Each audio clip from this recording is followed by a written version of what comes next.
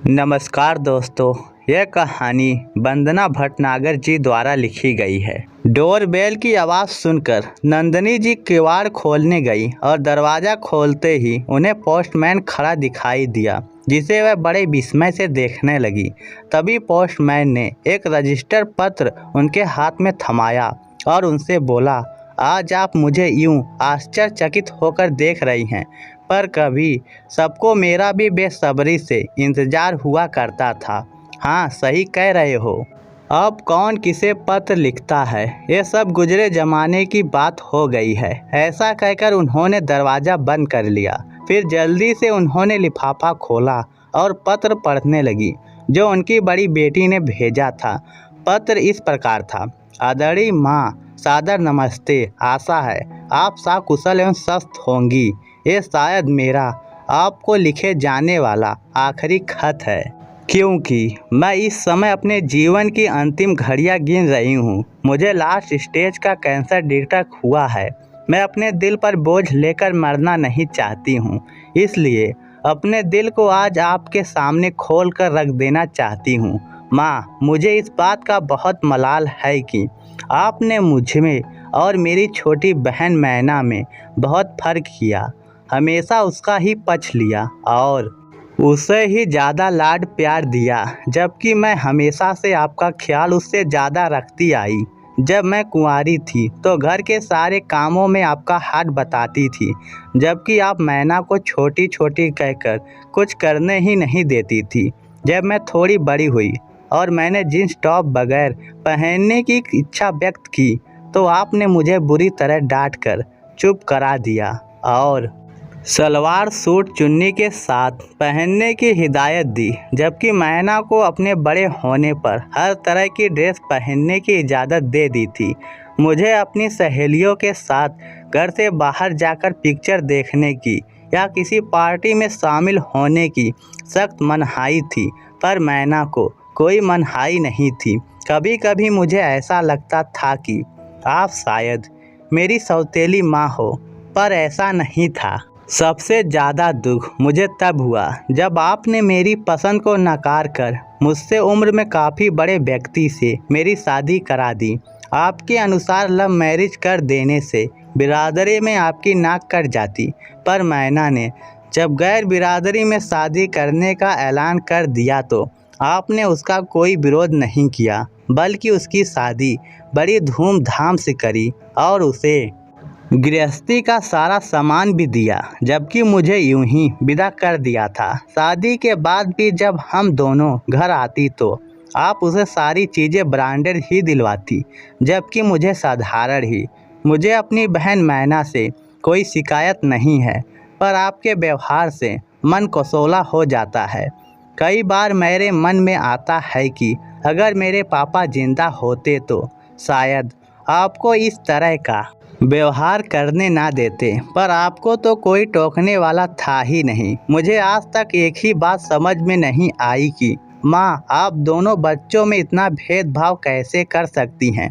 कहने को तो बहुत सी बातें हैं, पर अब मुझसे लिखा नहीं जा रहा है। मैं आपसे बहुत प्यार करती हूँ और भगवान से यही दुआ करती हूँ कि आप हमेशा खुश और स्वस्थ रहो।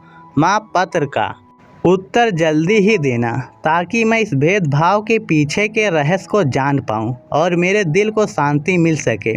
उत्तर की इंतज़ार में, आपकी अपनी बेटी नैना। पत्र पढ़ते ही नंदिनी जी का कलेजा धक से रह गया। उन्होंने तो सपनों में भी नहीं सोचा था कि नैना कभी उन पर उंगली उठाएगी। वह तो यही समझती रही कि नैना को जैसा कह दो वह उसे एक आज्ञाकारी बच्चे की तरह मान लेती है, पर आज उसके पत्र में स्पष्ट कर दिया कि वह बात तो मान लेती थी, पर मन में रोष इकट्ठा होता गया। नंदिनी जी अपने अतीत में खो गई। उन्हें याद आया कि नैना मैना के जन्म लेने के बाद से खुश रहने लगी थी, वरना वो पहले अपने अकेलेपन को लेकर शिकायत करती रहती थी। दोनों में 10 साल का अंतर था। धीरे धीरे मैना पर सबका लाड बरसने लगा था, जबकि नैना पर बड़ी होने का ठप्पा लग गया था और उससे हर एक काम कायदे से करने की उम्मीद लगाने लगी थी। नैना अभी 2 ही वर्ष की थी कि नंदनी के पति का निधन हो गया और घर की सारी जिम्मेदारी नंदनी पर आ पड़ी थी। अब नंदनी दोनों को माता और पिता दोनों का ही प्यार देने का प्रयास करती थी। नैना तो अपने पिता की मौत के बाद बहुत चुप चुप रहने लगी थी। नंदनी जो भी कहती वह तुरंत मान लेती थी, पर नैना ज़्यादा लाड प्यार से बिगड़ती ही जा रही थी।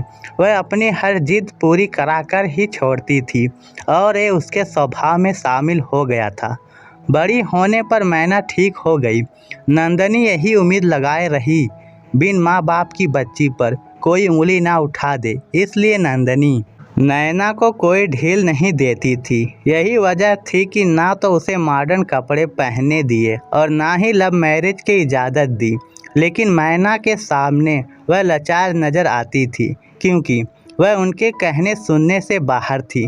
नंदनी की आमदनी इतनी ज़्यादा भी नहीं थी कि वह महंगी ब्रांडेड चीज़ें एवं कपड़े खरीद सके, पर नैना को तो वही चाहिए थे, इसलिए उसे तो वह अपना तन पेट काट कर ही दिला देती थी, पर अपनी और नैना की ज़रूरत साधारण चीज़ों से ही पूरा करती थी।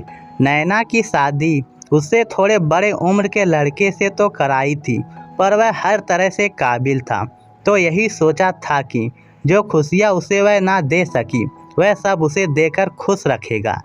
नैना की शादी तो उन्होंने मन मारकर करनी पड़ी थी, क्योंकि नैना ने हंगामा खड़ा कर रखा था और उसकी जिद के कारण ही उसे सारा सामान भी देना पड़ा। यही कारण है कि वह कर्ज में बंधी गई और आज तक उसे चुका रही हैं।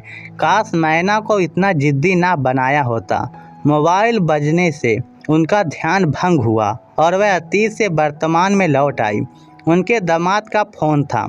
उन्होंने झट से फ़ोन उठाया। उनके लिए बुरी खबर थी। उनकी बेटी नैना दम तोड़ चुकी थी।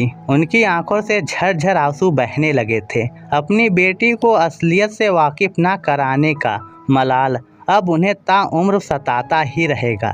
तो दोस्तों, इस कहानी को सुनकर आप क्या सोचते हैं? नीचे कमेंट करके हमें ज़रूर बताइएगा। धन्यवाद।